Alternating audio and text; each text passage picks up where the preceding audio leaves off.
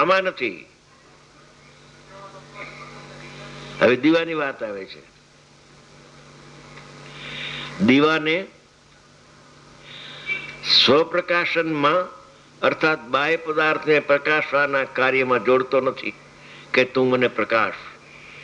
ઘટપટ આદિ પદાર્થો દીવાને એમ કહેતું નથી કે તું મને પ્રકાશ. એવું તો ને શબ્દ કહેતો નથી કે તું મને જાણ, સાંભળ. એમાં દીવાના પ્રકાશને કહેતું નથી કે તું મને પ્રકાશ. અને દીવો પણ જો હવે લોહ ચુંબક પાષાણથી ખેંચાયેલી લોખંડની સોયની જેમ, લોખંડની સોય તો લોહ ચુંબકની પાસે જાય છે, અહીંથી એનો પોતાનું સ્થાન છોડી દે છે અને લોહ ચુંબકનો ઓલો પથ્થર હોય ને એમાં વહી જાય છે, ખેંચાય છે. એમ દીવાનો પ્રકાશ ઘટપટને પ્રસિદ્ધ કરવા જાય છે કે નહીં? સોય તો જાય છે. એ સિદ્ધાંતમાં એમ આવશે. દીવાનો દ્રષ્ટાંતે ઊંચો છે બહુ.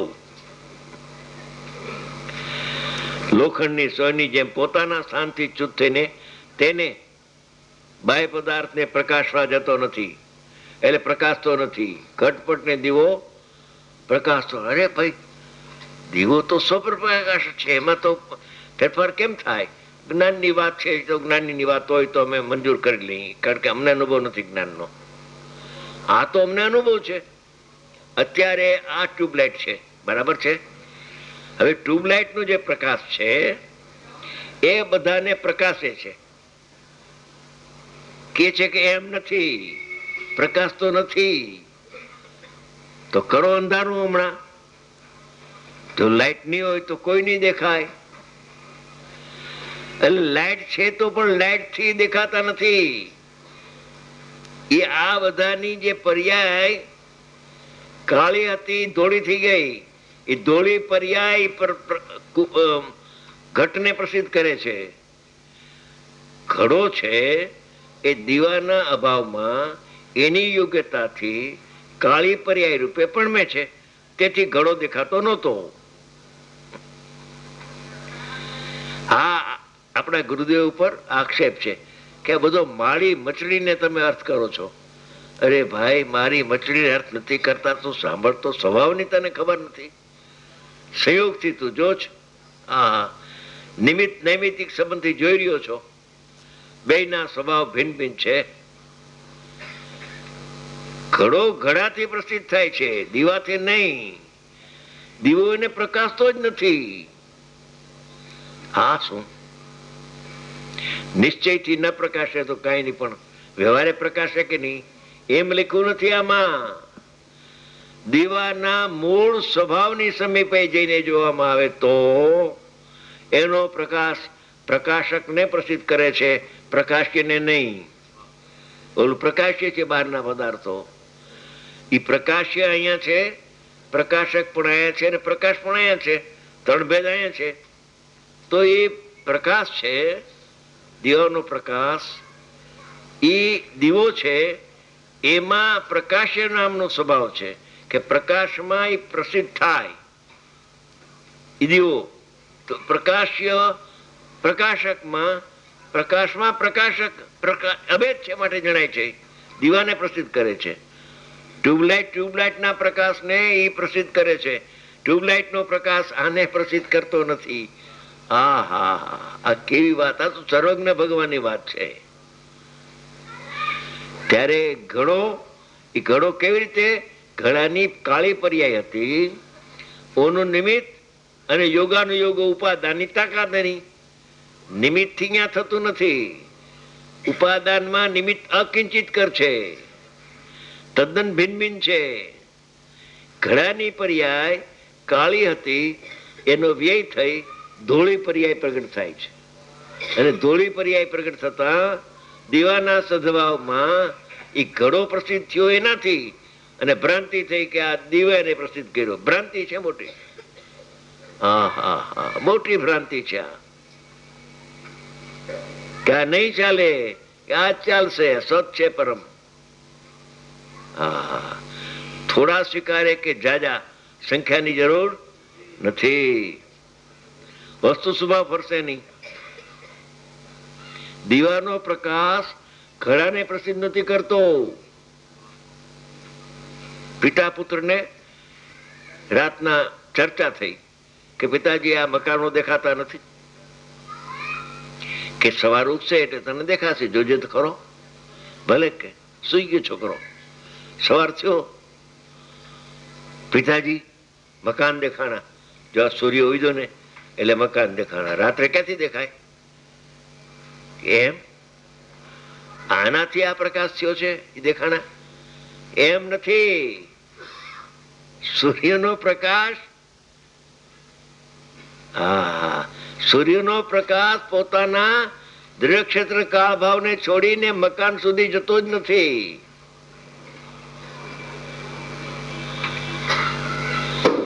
એ પ્રકાશ એનો અહીંયાથી છોડીને મકાનોમાં જાય, તો દીવાનો નાશ થઈ જાય.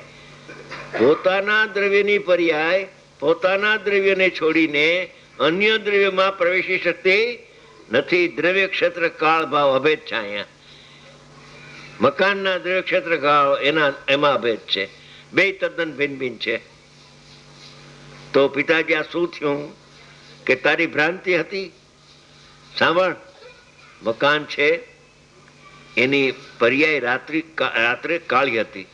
એ મકાન જ પલટીને પર્યાય પલટીને સફેદ પર્યાયની થઈ છે. અને સફેદ પર્યાય મકાનને પ્રસિદ્ધ કરે છે, સૂર્ય નહીં. કે સાહેબ સૂર્ય નિમિત્ત તો ખરો કે નહીં? કે ઉપાદાનથી જો ને નિમિત્તથી શું કામ જો છો? એકવાર ઉપાદાનથી તો જો, નિમિત્તની વાત પછી રાખ. નિમિત્ત નૈમિતિક સંબંધ અકર્તા પણ પ્રસિદ્ધ કરતો હોવા છતાં નિમિત્ત નૈમિતિક સંબંધ જોઈને કર્તા કર્મની ભ્રાંતિ થઈ જાય જીવન. એ ભ્રાંતિ છે એની. દીવો થયો માટે ઘડો જણાવો, જ્ઞેય છે માટે જ્ઞાન થાય છે. એમ છે નહીં. એ જ્ઞેયનું જ્ઞાન નહીં અને જ્ઞેયથી જ્ઞાન નહીં. જ્ઞેયથી જ્ઞાન ન થાય અને જ્ઞેયનું પણ જ્ઞાન હમણાં આવશે સિદ્ધાંત અહીંયા આમાં. તેને બાહ્ય પદાર્થને પ્રકાશવા જતો નથી. પરંતુ જો હવે દ્રષ્ટાંતમાં પણ સિદ્ધાંત લાગુ પડે છે. પરંતુ વસ્તુ સ્વભાવ એટલે દીવાનો વસ્તુ પ્રકાશક જે સ્વભાવ છે એ પર વડે ઉત્પન્ન કરી શકાતો નહીં હોવાથી ઘડો છે માટે અહીંયા પ્રકાશ થાય છે એમ નથી. વસ્તુ સ્વભાવ પર વડે એટલે ઘટપટ આદિ પદાર્થો વડે ઉત્પન્ન કરી શકાતો નહીં હોવાથી એક. હવે બીજું કે છે, બીજું આકરું છે, જરા કડક. જ્ઞેયથી જ્ઞાન ન થાય એ તો બરાબર છે, પણ જ્ઞેયનું તો જ્ઞાન થાય ને. એ શલ્ય રહી ગયું. જ્ઞેયથી તો જ્ઞાન ન થાય, નિમિત્તથી તો જ્ઞાન ન થાય, એટલે ત્યાં સુધી તો આવ્યો. હવે કે છે બીજો પ્રકાર, તેમજ વસ્તુ સ્વભાવ, દીવાનો પ્રકાશક સ્વભાવ વસ્તુ સ્વભાવ પરને ઉત્પન્ન કરી શકતો નહીં હોવાથી, એ ઘટને પ્રસિદ્ધ નહીં કરતો હોવાથી. આમાં ક્યાં લખ્યું છે? આમાં લખ્યું છે એની વાત ચાલે છે. તારી પાસે કોપી પડશે, વાંચો ને. એમાં લખ્યું જુદું ને આમાં લખ્યું જુદું એમ નથી. આની જ કોપી એમાં છે. વસ્તુ સ્વભાવમાં સિદ્ધાંત છે કે વસ્તુ સ્વભાવ પર વડે ઉત્પન્ન નહીં કરી શકાતું હોવાથી ઘટપટાદી પદાર્થો દીવાના પ્રકાશ સ્વભાવને ઉત્પન્ન કરતા નહીં હોવાથી અને દીવાનો જે પ્રકાશ છે એ વસ્તુ સ્વભાવ પરને ઉત્પન્ન કરી શકતો નહીં હોવાથી, એટલે કે દીવાનો પ્રકાશ દીવાને પ્રસિદ્ધ કરે છે પણ ઘટપટને નથી કરતો.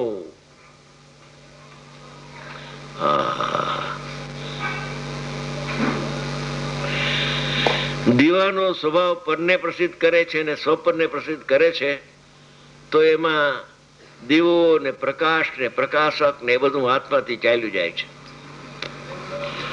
વસ્તુ સ્વભાવ પરને ઉત્પન્ન કરી શકતો નહીં હોવાથી એનું પ્રકાશ્ય થતું નથી. દીવાનું પ્રકાશ્ય દીવા પાસે છે. દીવાનું પ્રકાશક અહીંયા, પ્રકાશ પણ અહીંયા, અને એનું પ્રકાશ્ય ઘટપટ. એમ કોઈ ત્રણ કાળમાં હોઈ શકે નહીં. એક અભેદ હોય છે. પ્રકાશક, પ્રકાશ્ય અને પ્રકાશ અભેદ હોય છે, બિંદ્રિયોમાં હોતા નથી. આ તો સિદ્ધાંતિક વાત ચાલે છે. સિદ્ધાંત બોધ જેને અંદરમાં ઉતરી ગયો, સિદ્ધાંત બોધ એટલે વસ્તુનો સ્વભાવ, તેમજ વસ્તુ સ્વભાવ પરને ઉત્પન્ન નહીં કરી શકતો હોવાથી છે 4 મિનિટ હજી. તેમજ દીવો જેમ બાહ્ય પદાર્થની અસમીપતામાં કોઈ પદાર્થ ન હોય, દીવો એકલો હોય અને કોઈ પદાર્થ ન હોય એમ પણ બને. બાહ્ય પદાર્થની અસમીપતામાં પોતાના સ્વરૂપથી પ્રકાશે છે અને બાહ્ય પદાર્થની અપેક્ષા નથી, નિરપેક્ષ છે. વસ્તુ સ્વભાવ નિરપેક્ષ હોય, પરની અપેક્ષા ન હોય, એમાં નહીંથી સીધી ન હોય. નહીંથી સીધી કરવા જશે ત્યાં સ્વભાવનું ખૂન થઈ જશે. એ સત્ય લાગશે તો એને જાણીને પછી નિરપેક્ષમાં આવી જાય તો કઈ વાંધો નહીં. નહીંથી જાણીને પછી નહીં છોડવા જેવી છે. નહીંથી અનુમાન કરી જાણીને પછી નહીંથી અતિક્રાંત ભાઈખો તે સમયનો સાર છે. તેમ બાહ્ય પદાર્થની સમીપતામાં પણ ઘટઘટ હોય તો પણ પોતાના સ્વરૂપથી જ પ્રકાશે છે. દીવો તો દીવાના સ્વરૂપથી પ્રકાશી છે. એમ પોતાના સ્વરૂપથી પ્રકાશતા એવા તેને દીવાને વસ્તુ સ્વભાવથી જ વિચિત્ર પરિણતિને પામતો એવો મનોહર કે અમનોહર ઘટપટાદી બાહ્ય પદાર્થ જરાય વિક્રિયા ઉત્પન્ન કરતો નથી. ક્યાંથી ઉત્પન્ન કરે? એને પ્રસિદ્ધ જ ન કરે. એને સંબંધ જ ન હોય ઘડાની દીવાના પ્રકાશને.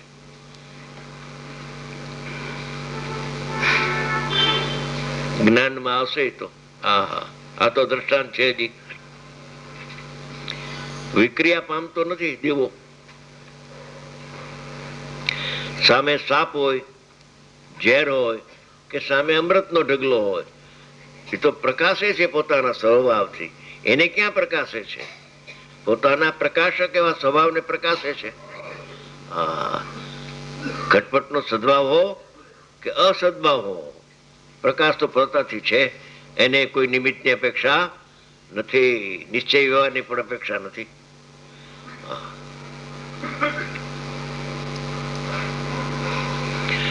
આ દ્રષ્ટાંત પૂરો થયો. હવે સિદ્ધાંત બાકી છે. ટાઈમ થઈ ગયો છે.